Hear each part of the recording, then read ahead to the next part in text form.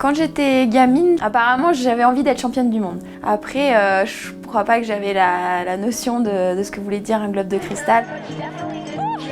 Ce qui est agréable, c'est vraiment de sentir cette adrénaline au départ, de sentir qu'on joue pour la gagne. C'est des émotions que j'ai eu la chance de vivre tout l'hiver, clairement. L'année dernière, quand on la voit 16e au final à Saint-Moritz, qu'elle pleure et qu'on la retrouve en stage derrière, c'était dur. Là, elle était vraiment au fond et on sent qu'elle n'acceptait pas la situation. Elle a une envie de gagner comme personne peut avoir, personne que je connais pourrait avoir en ski alpin. J'ai vraiment travaillé dur pour être la meilleure tous les jours. Puis voilà, maintenant on arrive sur la dernière course, j'ai 2 manches à faire pleinement. Je sais qu'il va falloir prendre une petite part de risque et cette petite part de risque, voilà, j'ai envie de la prendre parce que c'est aussi comme ça que je skie le mieux. Mais en tout cas, clairement, je vais être conquérante, quoi. Allez, allez, allez, allez! Tête en piste.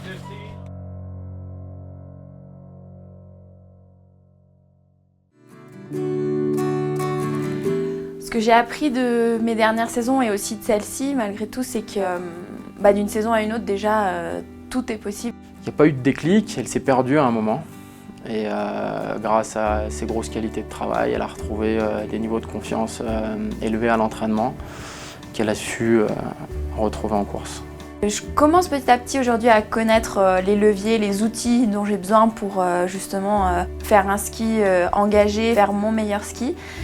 Quand j'étais peut-être plus jeune, l'insouciance faisait que je prenais peut-être les risques qu'il fallait sans vraiment m'en rendre compte. Et maintenant, je vais plus chercher les choses avec décision et avec volonté. Et c'est vrai que quand ça fonctionne, c'est une grande satisfaction, quoi. Sur Killington, quand elle attaque à gagner, ça y est, ça bascule à ce moment-là. Elle se prouve à elle-même qu'elle est capable de regagner, chose dont elle hésitait un petit peu. Pendant que tu ne gagnes pas pendant 2 ans, tu as le droit de te poser la question, est-ce que ça va regagner? Et quand à Killington, elle regagne, je pense que ça y est, la soupape a pété et puis qu'il n'y a plus qu'à faire, à continuer. Les Championnats du Monde, ça a été une parenthèse dans la saison, dans le sens où la course au globe commençait vraiment à prendre de l'ampleur en fin janvier. Et que les Championnats du Monde arrivent à ce moment-là, pour moi, ça a été comme pas une récréation, je dirais, mais presque, quoi. Enfin, j'avais l'occasion de, sur une course, pas compter les points, prendre tous les risques. Mais voilà, c'était ma petite parenthèse et elle était plutôt cool. C'est devenu une vraie dame, une vraie femme. Elle prend les décisions qu'elle a envie de prendre.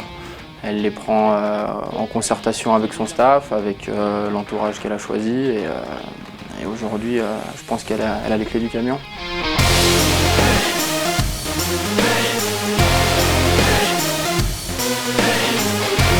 Que ce soit réglage technique, réglage du matériel, tout à la base part d'elle. C'est-à-dire qu'elle connaît tous ses modèles, elle connaît toutes ses plaques, les différentes fixations, les différents setups qu'il peut y avoir. Ce qui m'a frappé, c'est ça, en tout cas, très haut niveau. Les Worley, les Schifrin, toutes ces filles-là s'investissent complètement dans mettent tout en œuvre pour atteindre l'objectif. Et ça, pour Monsieur Tout-le-Monde, c'est surprenant. Et voilà ce qu'on apprend auprès de ces personnes qui sont extraordinaires, finalement. Cette saison m'a montré que quand je m'éclate, quand je prends du plaisir à ce que je fais, quand je me livre complètement sur des courses, déjà c'est ce qui donne le plus d'émotion et en plus j'arrive à être vite et à être parmi les meilleurs. Donc ouais, non, quoi qu'il arrive maintenant, c'est un très bel hiver. C'est pas la fille qui va parler de ses titres ou quoi que ce soit, on n'entend jamais parler de ça. Mais par contre, on discute souvent dans les briefings avant-course de l'émotion que ça peut procurer, de la grosse décharge d'adrénaline qu'elle va pouvoir avoir. Ça, c'est le moteur, je pense. The feeling you get when you cross the finish line and you win a race, the adrenaline rush and everything that happened in that moment, that's kind of spectacular, and I think that's better than any other moment of a skiing career, because when you win the globe, when you get the globe, you have already had quite a time to think about it. When you win a race, it's just in the finish area, it's spectacular. I won 5 races this season and I'm still not winning the globe. So that says a lot of how consistently at such a high level you have to be to win the Globes. You see it with Tessa, with Michaela, with Marcel. You can't be consistently top 10. That doesn't help you to win the Globe. You have to be consistently on the podium. Le globe de cristal, pour moi, ça a une valeur un peu plus sentimentale, je dirais. Ça représente la régularité d'un skieur sur toute une saison, ça représente sa capacité à s'adapter sur toutes les pistes. For sure, like Olympics and World Champs, it's also really big. But for me to be the best skier, like for the whole season, that means a lot. Le globe pour tous les skieurs, c'est le Graal. Yeah, to be number one, that's what we all aim for. So yeah, I think that's one of the biggest achievements you can do. Je crois que j'ai les cartes en main pour aller chercher le globe. Enfin, tout est là, tout est au vert, comme on dit. Je pense qu'elle sera déterminée, c'est une certitude. Elle est déjà passée 2 fois à côté dans des scénarios à peu près similaires, en tout cas sur la fin de saison. À chaque fois que dans la saison, elle a été en posture de gérer un petit peu le résultat, ça s'est moins bien passé que quand elle part pour gagner la course, sur des niveaux d'engagement max, à des intensités max. Et je crois qu'elle a pas un ski pour contrôler les choses.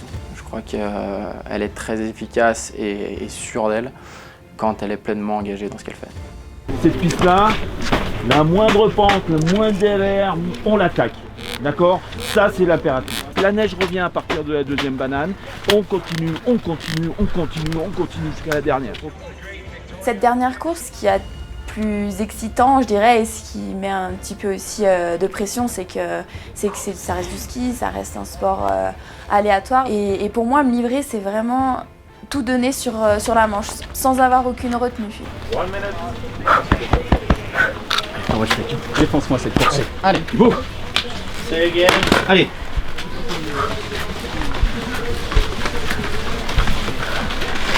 Est-ce que j'allais y arriver? Je sais pas, mais c'est ça qui fait la beauté du truc, quoi.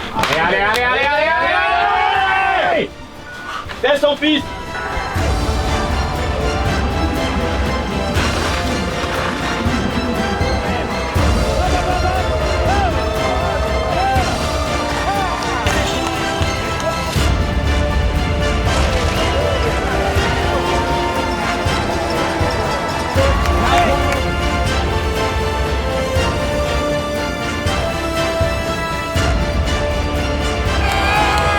It looks like we are going to have a new leader. Tessa Worley doing exactly what you hear in Aspen at the World Cup Final, Giant Slalom. Oh, by a second. Tessa Worley, ladies and gentlemen. Great Victoria.